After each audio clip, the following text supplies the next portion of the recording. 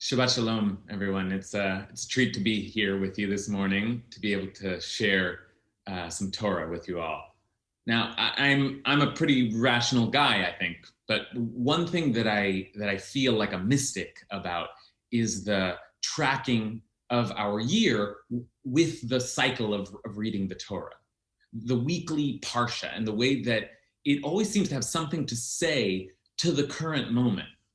Something about the way this book was written and something about the way we read it seems to always be relevant, always speaking to us right here, right now.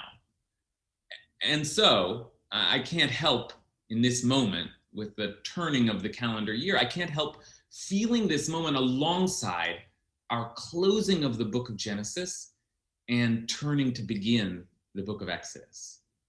And that movement from book to book, as always, seems to me to parallel the experience we're having in the world.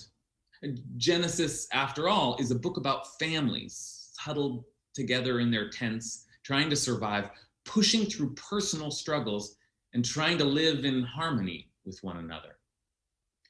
And then Exodus is the story of a national struggle, a catastrophe. People are dying, and leaders are trying to organize an escape from this nightmare.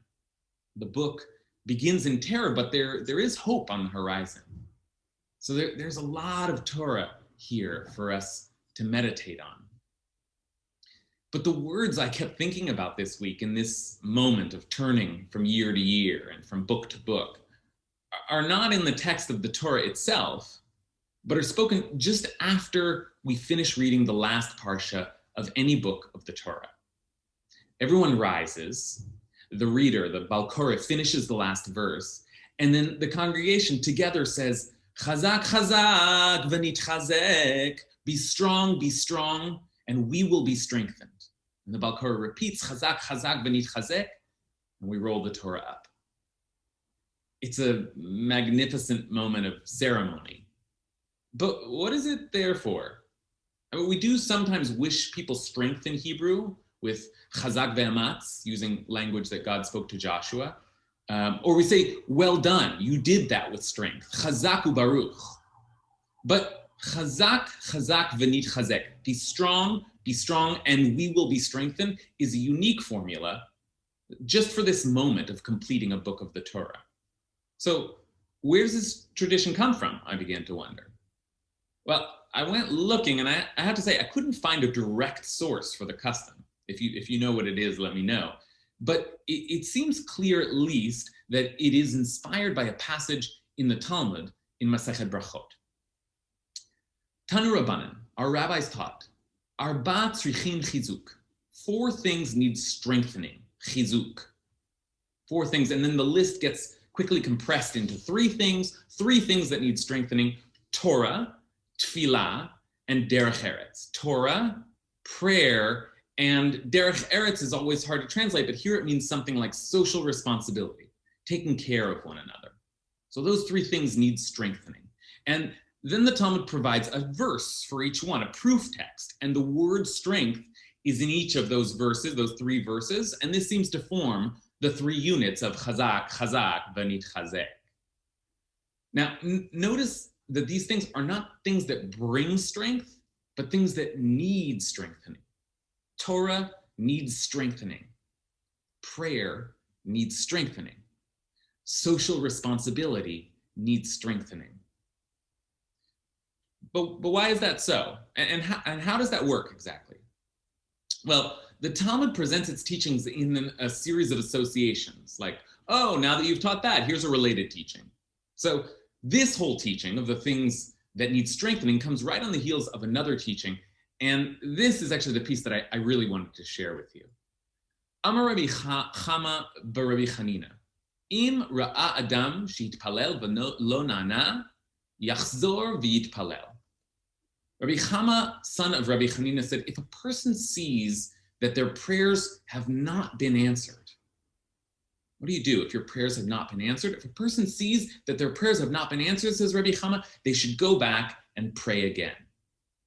Now, this is already a remarkable teaching because it acknowledges that we pray, we hope, we yearn for things, and we wait and we look around and we find our prayers have not been answered. This is a situation that Rabbi Chama knows about and that he presumes we all know about. And then he asks, so what do you do with that? Do you question the existence of God? Do you doubt the effectiveness of prayer? Do you just give up praying and take matters into your own hands? Rabbi Chama says, you go back and pray again. You try again. And then he offers a proof text. And this is how we get into the conversation about strengthening. Because the verse he brings is the final line from Psalm 27, which we recite every Elul as we prepare to enter into a new year. Kaveh el Hashem, chazak v'yametz libecha v'kaveh Hashem. Have hope in God, strengthen and encourage your heart, and have hope in God. Now, it's poetic, that repetition. Have hope in God, strength, and have hope in God again. But as Rabbi Chama is reading it, it reflects a process, a difficult spiritual journey that human beings go through. You hope that things will go well. You express that hope through prayer. You try to believe that God will answer your prayers. And then you lose hope because you see that your prayers have not been answered and that all is not well. And you sink into despair. And then, says Rabbi Chama, what do?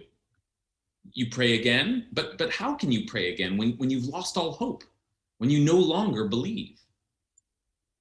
Well, first, before you pray again, you have to spend some time strengthening and encouraging your heart. Kaveh el Hashem, hope in God. And then when you lose hope, chazak v'yametz libecha, you strengthen yourself. You encourage your heart. You struggle to find the courage to go on. And it's hard and it takes work, inner work, heart work, and it takes inner strength. And you have to find that strength in order to find the capacity to hope again, to pray again, to believe again that things will get better. Now, I don't know about you, but as we enter into 2021, I for one, am feeling weary. I'm feeling beaten down, and I'm feeling a little short on hope. Because I've had hope. I've been praying, and I've been trying to stay positive. But we've been doing this for so long now, and here we are. This brutal year has come to an end, and we're still here. And at this moment, it's as hard as it's ever been. We're in lockdown again, and people are sick. People are dying. We have not yet begun our exodus. But there are signs of hope. Vaccines are slowly making their way out. People are beginning to talk about what it might look like when this nightmare ends.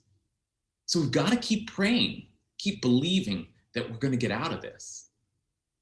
But we're not there yet. And right now, at the end of this year, what we need is some strengthening. And we're going to have to strengthen ourselves. We're going to have to speak to our hearts and give ourselves some encouragement to find some hope, some willingness to believe. Chazak, stay strong. I'm saying it to you, and chazak, I'm saying it to myself.